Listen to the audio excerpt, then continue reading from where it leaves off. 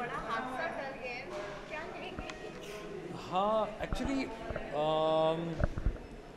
This a moment, बहुत spur of the moment वाला situation हुआ है कि अचानक कुछ हो गया। अचानक जब वो इससे पहले भी जो पूरी रात भर उनके मैसेजेस आते रहे, कॉल्स आते रहे किरण के, तो रात के 3-4 बजे भी उनकी वाइफ को कोई कॉल कर रहा है, मैसेजेस कर रहा है, बेब्स बेबी लिखे जा रहा है। और उससे पहले भी जब भी वो टच करते हैं तो टच करके ही बात करते हैं हमेशा। वो देयर इज़ नो, उनके लाइफ में एक दायरा नहीं है, there is no distance between two people. जो मानते भी ये बात को कि ठीक है, एक टाइम पे आप लोग फ्रेंड्स थे तो थे, मगर अभी since the relation has change, एक औरत जब वाइफ बन जाती है तो उनका जो रिलेशन होता है अपने दोस्तों के साथ वो थोड़ा सा अलग हो जाए। तो उस चीज़ को लेके वो काफ़ी अपसेट हो जाते हैं। Professionally he still fine, professionally तो he wants them to do this, he wants them to dance together to win this. वो इतने बार उन्हें आके मोटिवेट करते, किरण से भी जाकर कहते हैं कि I know you are very good dancer, very good synchronisation.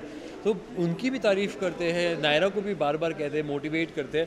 पर ऑब्वियसली जो पर्सनल उनका फ्रंट है उस पर उनकी वो जेलसी जो है, वो एक स्पर ऑफ द मोमेंट में वो बस सोच रहे थे कि यार अगर चाय पीने जा रहे हैं तो 5 मिनट में लॉक करके चला जाऊंगा, क्योंकि चाय पीने के लिए भी अकेले नहीं पी सकते हम लोग। तो वो उस मोमेंट में वो हो जाता है। नायरा फाइनली आपके सामने आ ही गया है कि कार्तिक के अंदर काफ़ी जलन हो गई ना, भरी हुई है, तो कन्फर्मेशन हो गया है, काफ़ी आप टूट चुकी है एक तरह से, तो क्या बताएंगे? नायरा को तो बहुत बड़ा झटका लगता है ये सुन के कि ऐसा कुछ कार्तिक के दिमाग में चल रहा था, क्योंकि ऐसा कुछ भी नहीं है। और नायरा को बहुत बुरा भी लगता है। नायरा कार्तिक से ये बात कहती हुई कि आप ऐसा कैसे सोच सकते हैं, हम दोनों के बीच में कभी कोई तीसरा आ ही नहीं सकता। अगर आप ये सोच रहे हो तो फिर ये बहुत गलत है। तो नायरा कार्तिक को ये चीज़ समझाती है और फिर कार्तिक समझते भी हैं। तो यहाँ से फिर नायरा अपसेट, गुस्सा नहीं बट अपसेट होकर चली जाती है कि कार्तिक कितना गलत सोच रहे थे। जैसे कार्तिक समय लेते आपने नायरा को बचा ही लिया, काफ़ी बड़ा हादसा टल गया है, तो अनहोनी काफ़ी बड़ी हो सकती थी।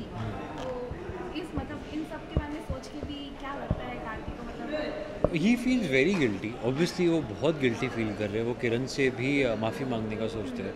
वो yes, I think the biggest feeling is guilt.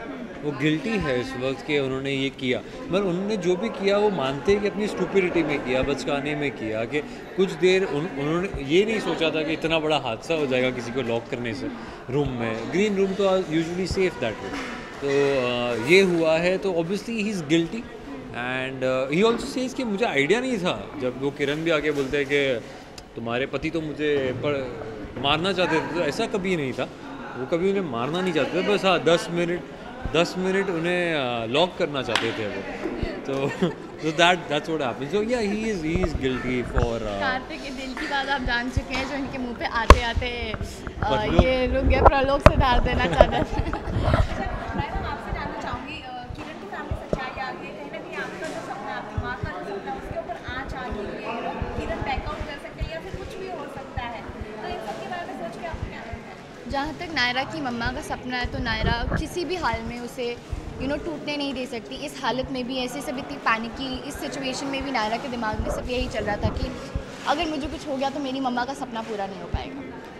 तो मतलब ऐसा तो अभी भी नहीं होगा कि नायरा की मम्मा का सपना पूरा ना हो। नायरा ऑफकोर्स कुछ तो करेगी, या किरण से बात करेगी, या किरण, आई थिंक किरण का ऐसे यहाँ से जाना, किरण को रियलाइज़ होगा कि इसमें नायरा की कोई गलती नहीं थी, तो मे बी किरण नायरा से बात करेगा। बट या समथिंग विल हैपन, हम किसी कंक्लूजन पे ज़रूर जाएंगे और ज़रूर अच्छा ही होगा।